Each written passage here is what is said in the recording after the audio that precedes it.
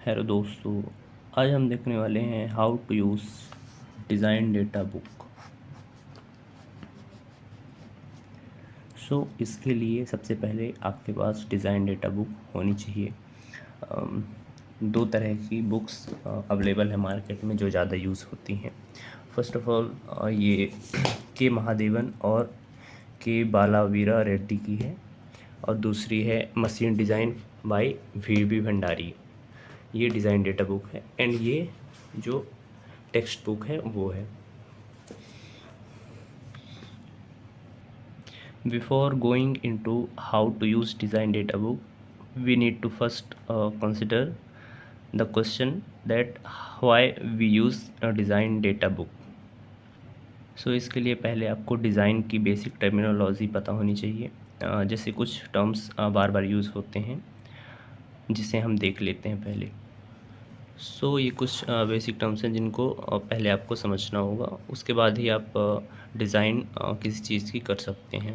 एक एक करके समझते हैं। फर्स्ट है रिवर्स लोडिंग। रिवर्स लोडिंग का मतलब ही इसके नाम से मतलब दिख रहा है कि रिवर्स्ड लोडिंग, यानी कोई भी यदि लोड लग रहा है तो वो रिवर्स हो रहा है, यानी अपने नेचर वाइज रिवर्स हो रहा है। जैसे ये कई टाइप की होती हैं, ये 3 टाइप की होती हैं। जैसे एक एक्सियल होता है, दूसरा बेंडिंग होता है, तीसरा टॉर्शन होता है। इसमें पहले हम एक्सियल का एग्जांपल ले लेते हैं। जैसे हम प्लॉट बना देते हैं स्ट्रेस का और वर्सेस टाइम का बना देते हैं। अब ये पॉजिटिव साइन इंडिकेट कर रहा है, ये नेगेटिव, क्योंकि ये ज़ीरो है। अब पॉजिटिव क्या दिखा रहा है? पॉजिटिव दिखा रहा है कि किसी भी बार पे जैसे इस तरह लोडिंग लग रही है तो ये टेंसाइल लोडिंग बाहर की तरफ लग रही है। मान लीजिए कि 100 का है। अब क्या होता है कि ये 100 का कुछ समय तक 100 का ये बाहर टेंसाइल लोडिंग लगती है, लेकिन कुछ समय बाद ही इसका नेचर ऑफ लोडिंग लगना वो चेंज हो जाता है। तो अब क्या होने लग जाता है कि 100 की, या फिर ज़रूरी नहीं है कि 100 की, इसमें कंप्रेसिव लोड लगने स्टार्ट हो जाता है। जैसे मान लीजिए 50 की कंप्रेसिव लोड लग रहा है, तो यहाँ प्लॉट में हम कैसे उसको देखेंगे? तो 100 का ये ऊपर एम्पलीट्यूड के साथ 100 का ऊपर जा रहा है, और ये फिर 50 का नीचे आ रहा है, फिर ये ऊपर जा रहा है, फिर नीचे आ रहा है। तो इस तरह हम देख सकते हैं। ये चूँकि पी और ये डायरेक्टली प्रोपोर्शनल ही होते हैं। ये अब जानते होंगे sigma equal to P by A, area same रहता है, इसलिए हम इसको पी या फिर सिग्मा के टर्म्स में बोल सकते हैं। तो ये वाला जो लोडिंग हुआ ये हो गया टेंसाइल लोडिंग, और ये वाला हो गया वो कंप्रेसिव। कंप्रेसिव को नेगेटिव से और टेंसाइल को पॉजिटिव से शो करते हैं। सेम उसी टाइप की चीज़ बेंडिंग में भी होती है। जैसे ये कोई बार लटका हुआ है, अब इस पर ये हम लोड लगा देते हैं। इधर मान लीजिए 100 न्यूटन का लोड लगा दिए, तो ये कैसे हो जाएगा? ये कुछ ऐसा हो जाएगा। इसका मतलब ये है कि इसका जो ये वाला पार्ट है वो तो टेंशन में आ जाएगा, जबकि उसका जो नीचे वाला पार्ट है वो कंप्रेशन में आ जाएगा। अब इसके बाद रिवर्स का मतलब हम देख रहे हैं, इसलिए ये क्या होगा कि जब नीचे लगेगा तो ये फिर कुछ समय बाद ऊपर भी लगने लगेगा, यानी उसका फिर ये वाला चीज़ क्या हो जाएगा? ये कुछ ऐसा दिखेगा, यानी ये वाली चीज़ कंप्रेशन में हो जाएगी और ये वाली चीज़ टेंशन में हो जाएगी। तो ये जो है reverse loading in case of bending है। उसी तरह टॉर्शन में भी होता है कि जैसे सेम चीज़ है और ये रोटेट कर रही है, ऐसे रोटेट कर रही है, तो कुछ समय तक ऐसे रोटेट करती है, कुछ समय बाद जो है फिर ऐसे रोटेट करने लगती है। तो ये reverse loading in case of torsion हो गया। तो पहली चीज़ हम समझ गए, ठीक है। तो रिवर्स में हमारा नेचर ऑफ फोर्स या लोड चेंज हो रहा था। अब हम यहाँ देखते हैं फ्लक्चुएटिंग लोडिंग की। फ्लक्चुएटिंग लोड एक ऐसा लोड होता है जिसमें कि नेचर सेम रहता है, बाकी उसका मैग्नीट्यूड वो वेरी करता है। जैसे हम देख लेते हैं कि ये ज़ीरो है और ये हमारी पॉजिटिव एक्सिस है, यानी इधर जो होगा वो हमारा टेंशन होगा। लेट सपोज हम एक्सियल की बात करते हैं तो यहाँ क्या होगा कि एक मीन होता है, मीन स्ट्रेस। तो उसमें क्या होता है कि रहेगा एक्सियल में ही, ये पूरा मतलब रीजन, मतलब पूरा रीजन ये कौन सा है, ये है टेंसाइल का रीजन। अब इसमें मैग्नीट्यूड कभी कुछ हो सकता है, कभी कुछ हो सकता है, कभी कुछ हो सकता है, ये जो है वेरी करता है। तो इसको हम ऐसे भी लिख सकते हैं, जैसे ऊपर 100 तक जा रहा है, फिर ये जो है 50 तक आ रहा है, तो P वेरी कर रहा है फ्रॉम 50 टू 100 न्यूटन, ऐसे हम लिख देते हैं। और जबकि इनके केस में लिख देते हैं कि P इक्वल टू मान लीजिए ये 100 का था और ये जो है कंप्रेशन ये 50 का था, तो हम लिख देते हैं P इक्वल टू पॉजिटिव का 100 टू निगेटिव का 50 न्यूटन। इस तरह की ये चीज़ें हो जाती है। तो फ्लक्चुएटिंग लोडिंग भी आप समझ गए। तीसरी चीज़ होती है एसएन कर्व। एसएन कर्व काफ़ी ज़्यादा इम्पोर्टेंट है, ये क्वेश्चन में बार बार आता है एग्ज़ाम्स में। सो एसएन कर्व देख लेते हैं। तो एसएन कर्व जो है वो कुछ ऐसा प्लॉट होता है जो कि बनता है log of s to base 10 ये होता है, versus log to base 10 of n। अब इसमें s और n का मतलब देख लेते हैं हम। तो s का मतलब सिंपली क्या होता है, स्ट्रेस होता है s का मतलब। n का मतलब क्या होता है, नंबर ऑफ साइकिल्स। ठीक है, चूँकि हम यहाँ फ्लक्चुएटिंग लोडिंग की बात कर रहे हैं, तो यहाँ हम क्या देखते हैं कि एन एस जो है स्ट्रेस है, एन नंबर ऑफ साइकिल्स है। सो यहाँ हम लॉग के फॉर्म में कर रहे हैं, तो हम 1 2 3 इस फॉर्म में लिख सकते हैं। क्यों? क्योंकि जैसे log 10 to base 10 of n लिखेंगे, मान लीजिए हम लिखते हैं 5, तो हम इसको चेंज कर सकते हैं। तो n इक्वल टू क्या हो जाएगा, 10 की पावर 5। तो इतने साइकिल्स जो हैं, तो काफ़ी ज़्यादा ये अमाउंट हो जाता है, इसलिए हम इसको लॉग के फॉर्म में रिप्रेजेंट करते हैं। s क्या होता है, stress. Okay, so S N curve generally fatigue failure में यूज़ होता है। इसमें प्लॉट कुछ ऐसा बनता है, ये हम यहाँ 3 से कई बार बनाते हैं, कई बार 0 से बनाते हैं। तो इसका भी कॉन्सेप्ट मैं समझाता हूँ आपको।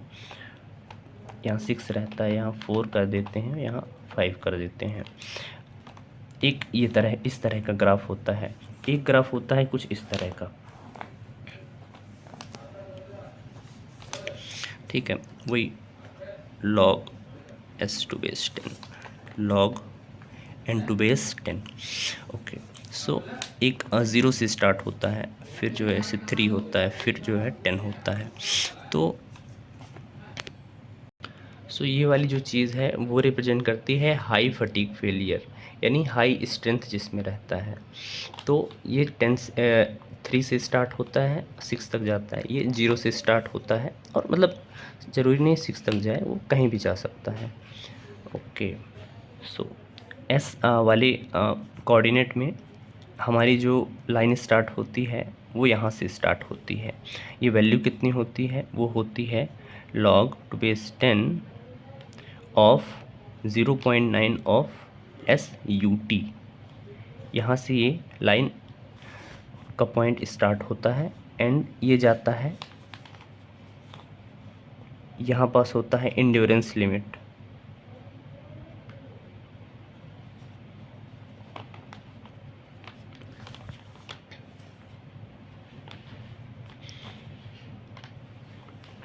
ये ऐसे हम बना देते हैं। इसके बाद फिर क्या होता है, ये कांस्टेंट लाइन हो जाती है। ठीक है, तो क्या हुआ, ये एस एन कर्व मतलब आया कैसे, ये जो है पूरा एक्सपेरिमेंटल किया गया था वैज्ञानिकों के द्वारा। तो उन्होंने पाया कि जो 10 की पावर 6 साइकिल्स हैं, उसके बाद क्या होता है, उसको इनफाइनाइट साइकिल्स मान लिया जाता है, क्योंकि ये खुद में एक काफ़ी बड़ा अमाउंट हो जाता है नंबर ऑफ़ साइकिल्स का।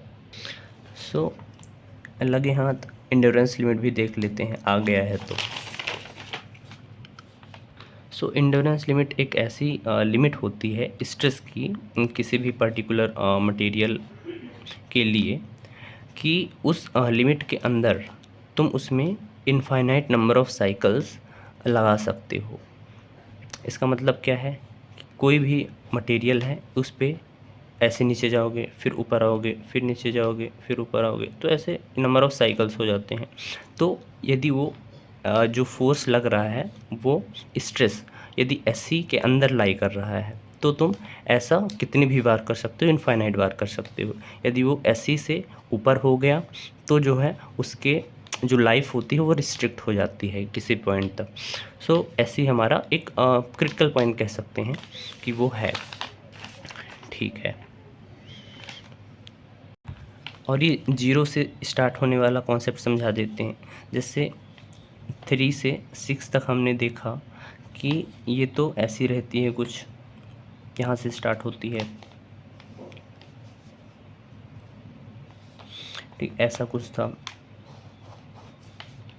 ऐसा कुछ बोल सकते हैं। और फिर ये कांस्टेंट हो जाती है 6 के बाद और 3 से स्टार्ट होती है। और फिर ये जो 0 से 3 होती है इसका स्लोप थोड़ा सा ज़्यादा रहता है, इंक्लिनेशन इसका ज़्यादा रहता है। और 0 से 3 इसको जो है लो फटीग रीजन बोलते हैं और इसको हाई फटीग रीजन बोलते हैं। तो ये 0 वाला कॉन्सेप्ट है। जनरली हम जो डील करते हैं वो हाई फटीग रीजन से डील करते हैं। ठीक है, तो ये वाला चीज़ जो है हमारा ज़्यादा यूज़ होने वाला है।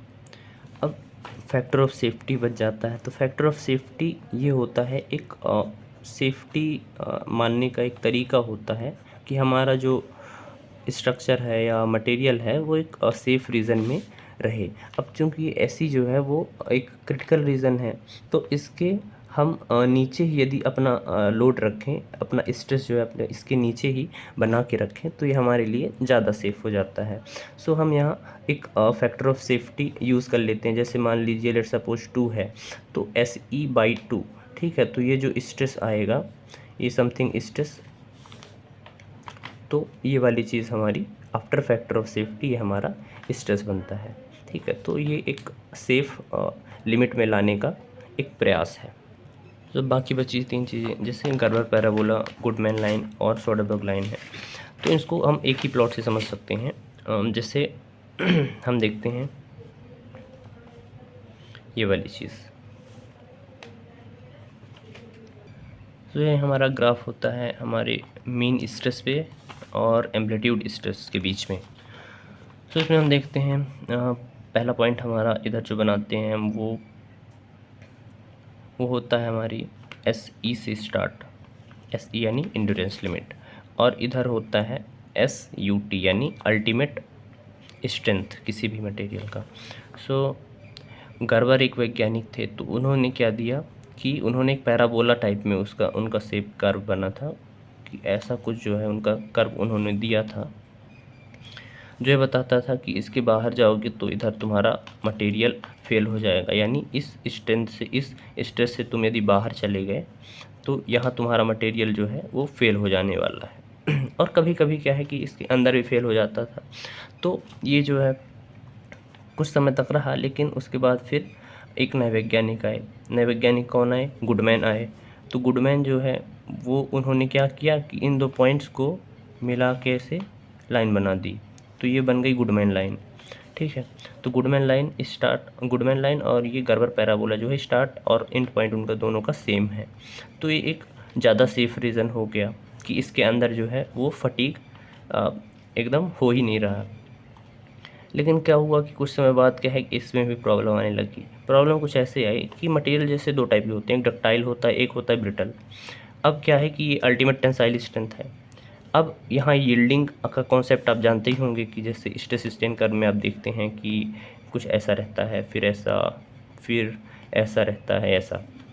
ठीक है, तो अल्टीमेट तो यहाँ आता है। अब जो है यहाँ से यील्डिंग स्टार्ट हो जाती है, तो यील्डिंग एक तरह से वो फेलियर ही है। ठीक है, अब कोई भी मटेरियल है आपका वो खिंचा गया, अब जो परमानेंट डिफॉर्मेशन इसमें स्टार्ट हो गया तो कभी टूट सकता है, कभी भी। सो यहाँ जो अल्टीमेट वाली चीज़ थी ये प्रॉब्लम कर रही थी। तो एक और वैज्ञानिक आए, तो उन्होंने क्या कहा कि इसको हम ये जो लाइन यहाँ ना मिला के वो हम यहाँ मिला देते हैं, यील्ड पॉइंट तक मिला देते हैं। तो उन्होंने क्या किया, ऐसी से यील्ड पॉइंट तक उनको मिला दिया। तो अब जो है ये और सेफ रीज़न हो गया कि इसके अंदर जो भी तुम यूज़ करोगे पॉइंट्स, जो भी स्ट्रेसेस जो यूज़ करोगे वो ज़्यादा सेफ़र कैटेगरी में आएंगे। तो ये जो है हमारी क्या हो गई, ये आ गई सोडरबर्ग लाइन, सोडरबर्ग हो गई, ये हो गया हमारा गुडमैन, और ये हो गया गर्बर पैराबोला। ओके, सो इनका एक फॉर्मूलेज भी हैं, जैसे इसके देखें तो इसके फॉर्मूले कैसे हैं।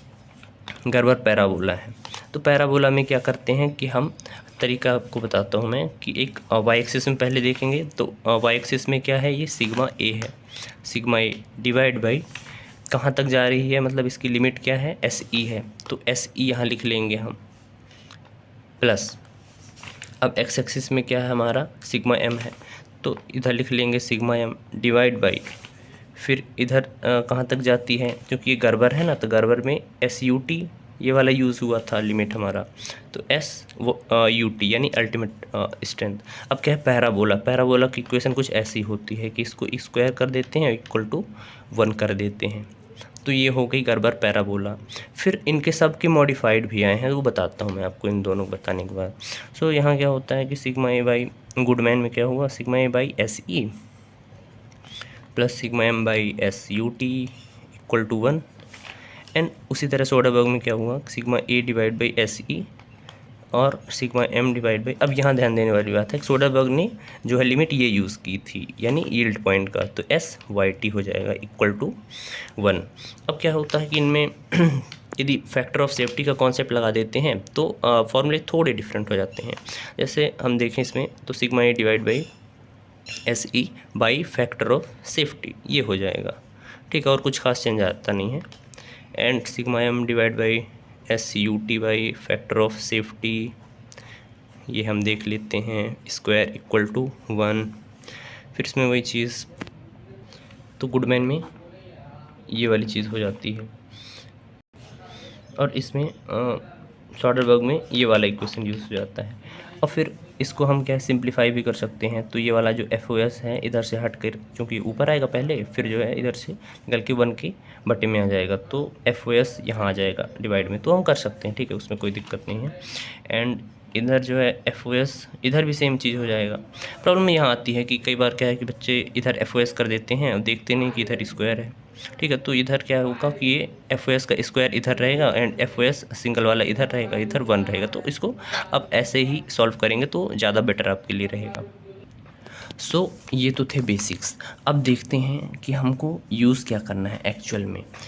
सो देखिए, आपके पास जनरली ऐसा मतलब जो कोई भी प्रॉब्लम आती है तो उसका प्रोसीजर ऐसा रहता है कि तुमको एस यू टी गिवन रहेगा, एस यू टी से एस ई डैश निकाला जाता है, एस ई डैश से फिर एस ई निकाला जाता है, एस ई के बाद फिर फैक्टर ऑफ सेफ्टी लगा कि वो आप सिग्मा या टाउ बेस्ड अपॉन दिस की वो बेंडिंग है या टॉर्शन है, ठीक है, तो उसके बेस पे ये निकाल लेंगे, एंड इसको जो है हम उसके एरिया का यूज़ करते हुए क्या कर लेंगे, उसका डायमीटर निकाल लेंगे, और जनरली यही डायमीटर या थिकनेस ऑफ फिलेट इस टाइप के क्वेश्चंस आते हैं इसमें, ठीक है। और फॉर्मूलेज यूज़ होते हैं, जैसे बेंडिंग मोमेंट है तो उसके लिए स्ट्रेस जो होता है वो क्या हो जाता है 32 MB bending moment divide by pi D cube, यदि वो सर्कुलर क्रॉस सेक्शन है तो, एंड टाउ इक्वल टू क्या हो जाता है 16 MT यानी टॉर्सल मोमेंट या टॉर्क भी बोल देते हैं इसको हम, तो वो पाई डी क्यूब इस टाइप के क्वेश्चन, मतलब इस टाइप के फॉर्मूलेज यूज़ होते हैं जो कि आपको डिज़ाइन डेटा बुक में भी मिल जाएंगे और याद भी रख सकते हैं आप, ठीक है। सो ये एंड्योरेंस लिमिट, इन दोनों का कॉन्सेप्ट समझ लेते हैं। तो अब यहाँ से यहाँ कैसे जाया जाए, तो यहाँ से यहाँ जाने के लिए जनरली हमारा क्या होता है कि मटेरियल स्टील यूज़ होता है, तो उसके लिए हम क्या करते हैं, फॉर स्टील, स्टील के लिए हमारा जो एस ई डैश होता है वो होता है 0.5 ऑफ एस यू टी, ठीक है, ये स्टील के लिए हो गया। दूसरा चीज़ जो कास्ट आयरन होता है, कास्ट आयरन वगैरह होता है, उसके लिए एसिड S equal to 0.4 of S U T होता है, ठीक है। उसी तरह एल्यूमिनियम, जो रॉट एल्यूमिनियम होता है उसके लिए जो ये सेम ही होता है 0.4 एस यू टी होता है। और फिर जो है वो फिर कास्ट एल्युमिनियम होता है, उसके लिए ये एसिड जो है वो 0.3 SUT हो जाता है। तो जनरली हम स्टील वाला ही यूज़ करते हैं क्योंकि क्वेश्चन में यही दिया रहता है। ओके, सो हमारा एसिड आ गया। अब उसके बाद हमारा एसिल आना होता है। अब इनमें मैं रिलेशन थोड़ा बता देता हूँ कि इनका क्या मामला है। आप प्रॉब्लम सॉल्व करते समय ये एक फॉर्मूला देखते हैं, ठीक है, जिसमें ये के क्या है मैं आपको बताता हूँ। अब देखिए एस का क्या मामला है। एस ये क्या है कि एक्सपेरिमेंटल रिज़ल्ट है। एक एक्सपेरिमेंट हुआ था, उसका नाम था rotating beam fatigue testing machine, ठीक है। उस मशीन से जो है एक्सपेरिमेंट किया गया था। तो उसमें क्या था कि एक स्पेसिमेन लिया गया था ऐसे, और उसको फिर इधर मोटर वोटर लगा के पूरा सेटअप था, ठीक है, उसमें हम नहीं जा रहे हैं। तो ये मटेरियल था। अब इसमें क्या होती है कि इसमें लोड लटका दिया गया। अब इसमें से क्या है कि लोड लटका दिया गया तो इसमें बेंडिंग लग रही है, और इधर मोटर से जो है उसको घुमाया भी गया।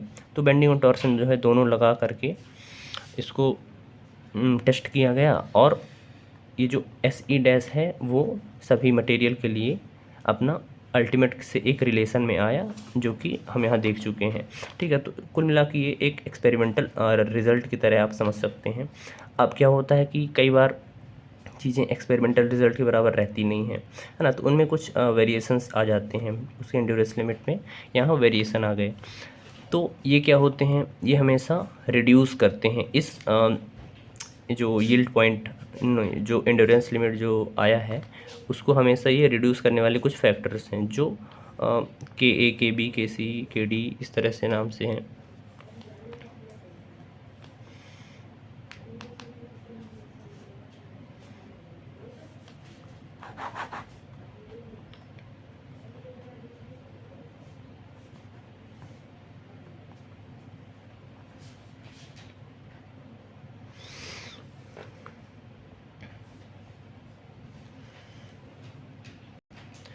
सो हमारा जो KA है वो है सरफेस फिनिश फैक्टर, ठीक है। तो जैसे कोई भी मटेरियल है उसको हम कास्ट करते हैं, तो यहाँ मान लो कुछ इम्प्योरिटीज़ रह गई, कुछ जो है यहाँ मटेरियल खाली रह गया, तो इस टाइप की जो चीज़ होती है तो सरफेस फिनिश फैक्टर में कवर हो जाती है KA। फिर आता है KB, तो क्या होता है साइज़ फैक्टर होता है। तो इस एक्सपेरिमेंट में जो यूज़ किया गया था स्पेसिमेन वो 7.5 mm का था, ठीक है। तो ये 7.5 mm है।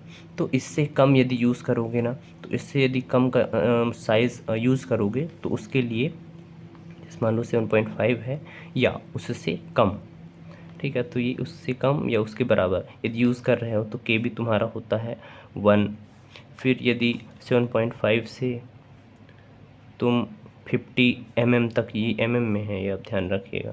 तो mm में है यदि उसका डायमीटर, तो उस केस में तुम 0.85 यूज़ करोगे। फिर यदि 50 से भी ऊपर हो गया तो वो तुम 0.75 इस टाइप की चीज़ यूज़ करोगे, ठीक है। तो ये के भी तुम्हारा समझ में आ गया कि ये साइज़ फैक्टर्स हैं, साइज़ फैक्टर है। फिर देख लेते हैं KC। तो KC क्या चीज़ होती है, तो KC जो होता है, तो KC जो है वो रिलायबिलिटी फैक्टर होता है। ये जनरली परसेंटेज में आपको क्वेश्चन में ही दे देगा, 90%, 50% या फिर 95%, इस टाइप की चीज़ रहती है। तो इनके लिए हम डिज़ाइन डेटा बुक यूज़ करते हैं कि किस परसेंटेज के लिए कौन सी वैल्यू हमको यूज़ करनी है, ठीक है। तो KC का भी हो गया। अब KD जो होता है वो एक क्या है कि स्ट्रेस कॉन्सेंट्रेशन नाम की चीज़ होती है। अब स्ट्रेस कॉन्सेंट्रेशन बेसिक सा समझ लेते हैं। जैसे कोई मटेरियल हमने कास्ट किया या मैन्युफैक्चर किया, उसमें क्या हुआ कि एक इस तरह का एज जो है वो बना रह गया, या इस तरह का एज बना रह गया। तो यहाँ से जो टूटने के जो चांसेस हैं वो हमारे ज़्यादा हो जाते हैं। ऐसा क्यों होता है, क्योंकि ये वाला एरिया जो है छोटा है, और स्ट्रेस जो है इधर से भी आ रहे हैं, इधर से भी आ रहे हैं, बेंडिंग मोमेंट भी ऐसे लग रहा है। तो हर तरह की चीज़ जो है यहाँ इकट्ठी हो जाती है, तो यहाँ से टूटने के चांस ज़्यादा रहते हैं। तो इसको काउंटर करने के लिए हम क्या कर देते हैं, ऐसा कर देते हैं। तो क्या होता है, उसको ज़्यादा एरिया मिल जाता है, तो इसलिए वो स्ट्रेस डिस्ट्रीब्यूट हो जाता है काफ़ी पोर्शन में, ठीक है। तो यहाँ से थोड़ा चांसेस हम कम कर सकते हैं। तो स्ट्रेस कॉन्सेंट्रेशन का एक मॉडिफाइंग फैक्टर है, तो जिसको हम KD बोलते हैं, ठीक है। ओके, तो ये भी हम डिज़ाइन डेटा बुक से यूज़ कर लेते हैं, और बेसिकली इन्हीं के लिए हम डिज़ाइन डेटा बुक यूज़ करते हैं इस चैप्टर में, ठीक है, फ्लक्चुएटिंग फटीग फेलियर वाले चैप्टर में। अब देखिए ये क्वेश्चन हमारे पास दिया हुआ है। ये क्वेश्चन में बोला क्या है कि component machined from a plate made of steel, ठीक है, 630 इसका SUT है, shown in figure it is.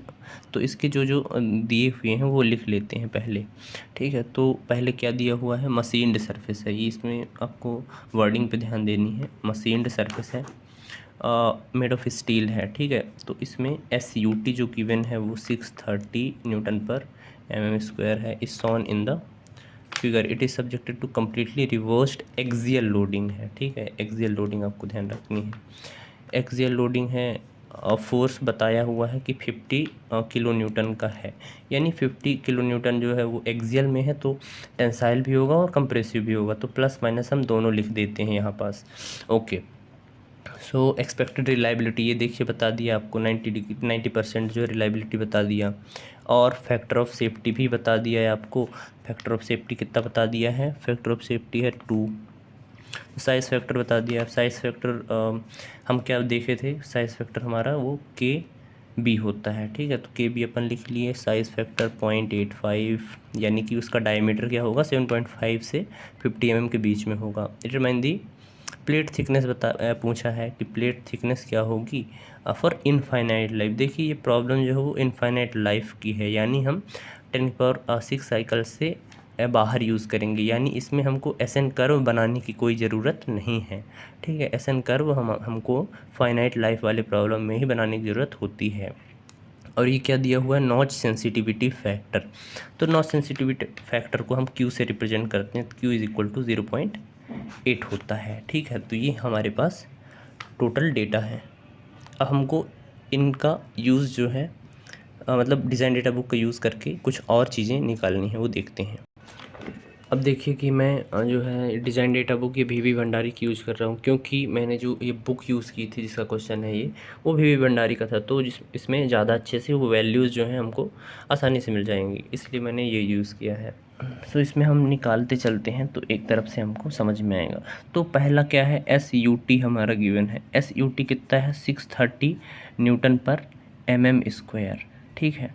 अब इसके बाद मैंने आपको बताया था कि SUT के बाद हमें SE डैश निकालना होता है, तो वो यहाँ स्टील है ना, तो स्टील है तो 0.5 इंटू 630 न्यूटन पर mm², तो ठीक है। तो इसका 630 का आधा क्या हो जाएगा, 315, ठीक है। तो 315 न्यूटन पर mm², ये हमारा क्या हो गया, SE डैश। अब मामला यहाँ फंसता है कि SE निकालना है हमको SE डैश से, तो मैंने आपको फॉर्मूला बताया था KA KB KC KD और यहाँ SE डैश, ठीक है। ये तो हमको पता है, अब हमको ये चीज़ें निकालनी है, इसी के लिए machine design data book use होता है। तो आइए चलते हैं मशीन डिज़ाइन डेटा बुक में। ये फ्लक्चुएटिंग स्ट्रेसेस का कॉन्सेप्ट है, तो इसमें हम देखते हैं। तो पहले KA KC वगैरह सब देखते हैं।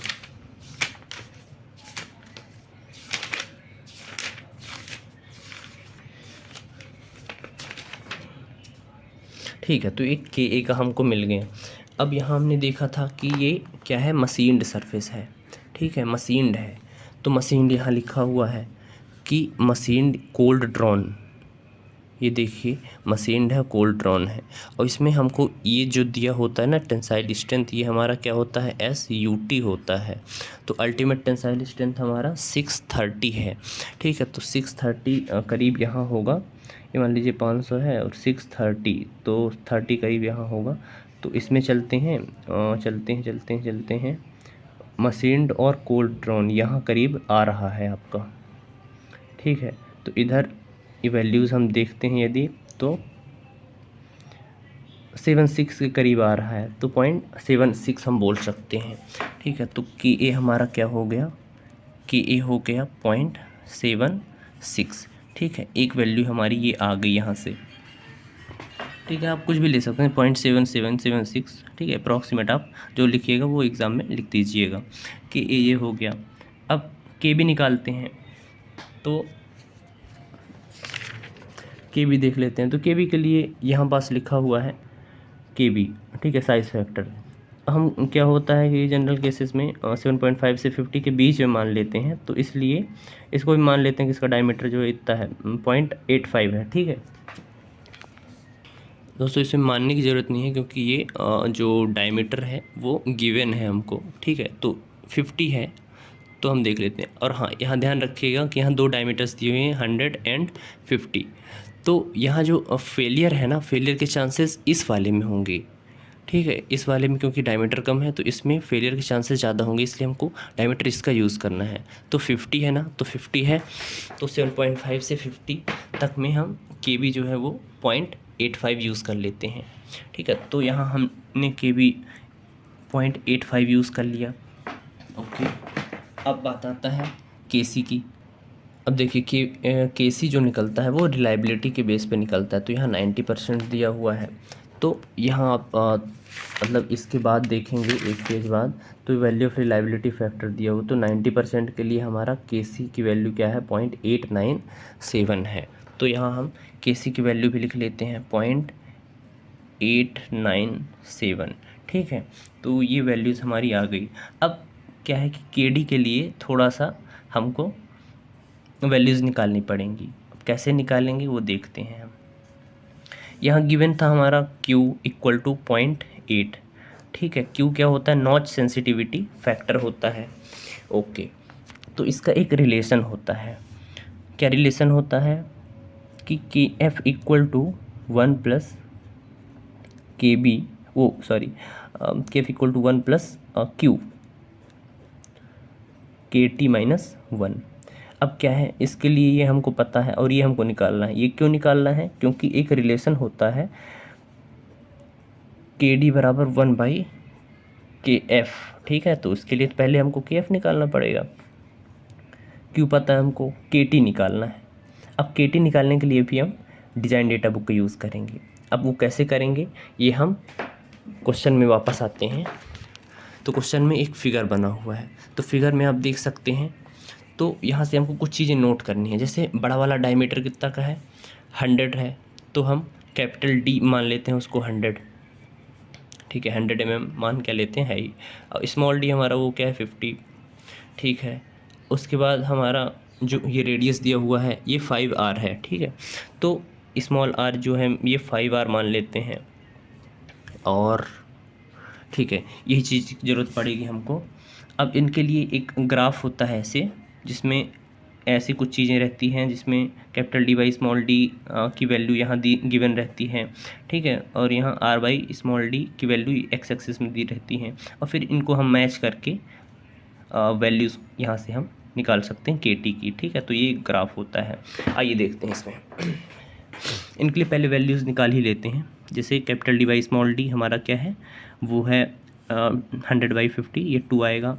And small r by small d, तो ये कितना आता है 5r/50।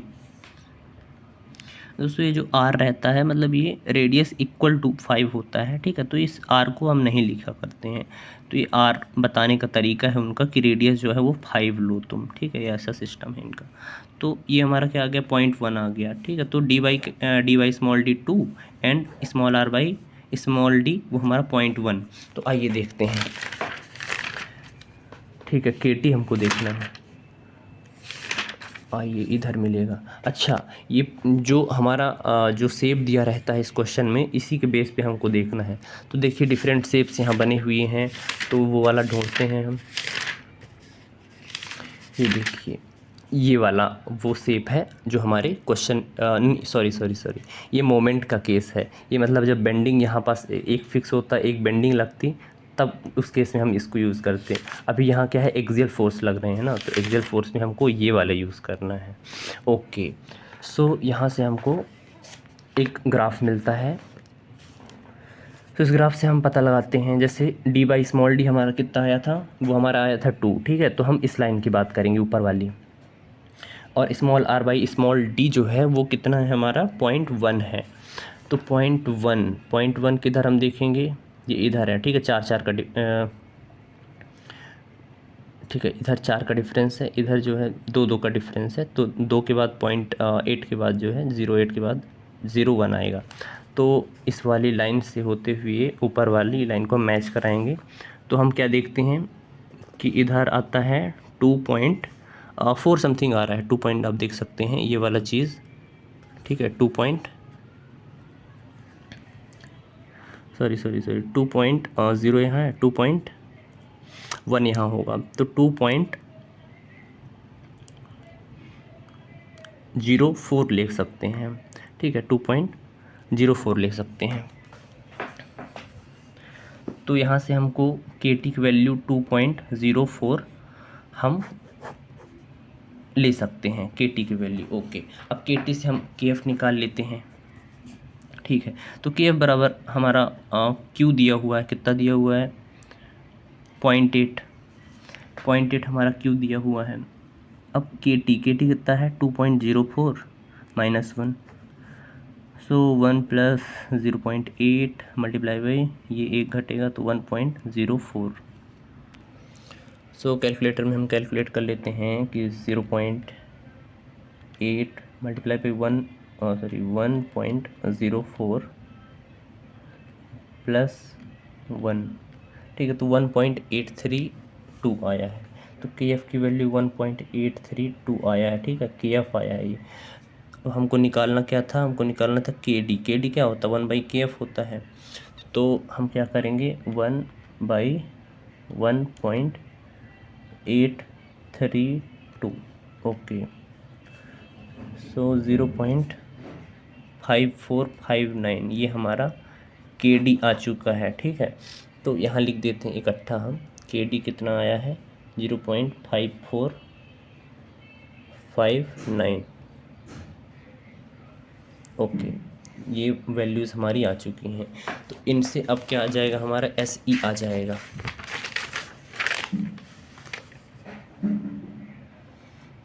एस ई आ जाएगा, कितना था के बी के सी के डी।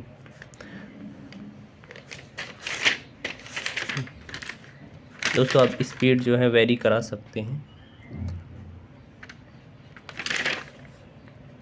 768589754549 एस ई डैश कितना था, एस ई डैश हमारा था 315, ओके। सो ये कैलकुलेट हम करते हैं। सो यहाँ हमारी वैल्यू एस ई की कैलकुलेट करने के बाद ये आ चुकी है। सो दोस्तों ये बुक में क्या है कि के टी की वैल्यू थोड़ी गलत ले ली है, क्योंकि यहाँ हम देख रहे हैं सेम प्रॉब्लम है और हमने सही वैल्यू लिया हुआ है, 2 लिया हुआ, डायमीटर का डिफरेंस वो हम डिवाइड करके 2 मिला था हमको, एंड ये 1 से हमने मैच कराया तो यहाँ कहीं आ रहा है 2.04 में, ठीक है। तो यहाँ फिर 2.1 होता तो 2.04 ही के टी हमारा है। तो उसके बेस पे हमने जो है अपना सही कैलकुलेट किया है, ठीक है। तो आपको परेशान होने की ज़रूरत नहीं है।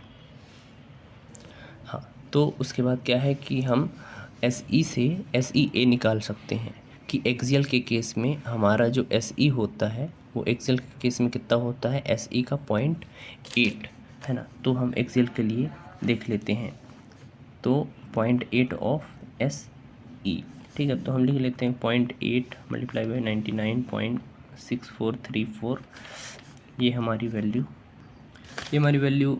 79.7147 आ रही है, ओके।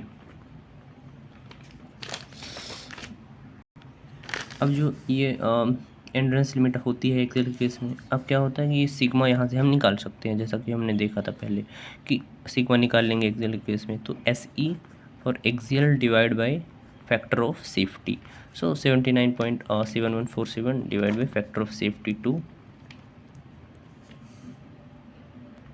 सो ये हमारा 39.8574, ठीक है, न्यूटन पर mm², ये आ रहा है हमारा सिग्मा, ठीक है। और हम क्या जानते हैं कि सिग्मा के साथ लोड का रिलेशन कैसा होता है, तो sigma A equal to P/50 × T, ये हमारा रिलेशन होता है, जिसमें सिग्मा हमारा आ चुका है 39.8574 पी हमारा दिया हुआ था, कितना दिया हुआ था, 50 किलो न्यूटन,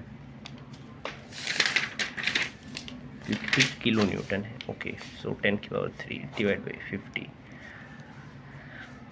ओके, यहाँ से टी हमारा, सो ये वैल्यू कैलकुलेट करने पे हमारी क्या आई है, 25.0894। ठीक है, तो इतने mm हमारा थिकनेस है उसका, तो ये अपना 25.0894 या आप 25 ही ले सकते हैं, कोई दिक्कत नहीं है। तो ये हमारा थिकनेस है, तो आंसर। सो उम्मीद करता हूँ कि इस तरह से आपको डिज़ाइन डेटा बुक का यूज़ करना आया होगा। ये तो खैर एक प्रॉब्लम है, इस तरह की कई सारी प्रॉब्लम्स होती हैं, जैसे कुछ बेंडिंग के ऊपर बेस्ड रहती है, कुछ टॉर्सन के ऊपर बेस्ड रहती है, कुछ ये तो देख ही लिया एक्सियल के बेस पे।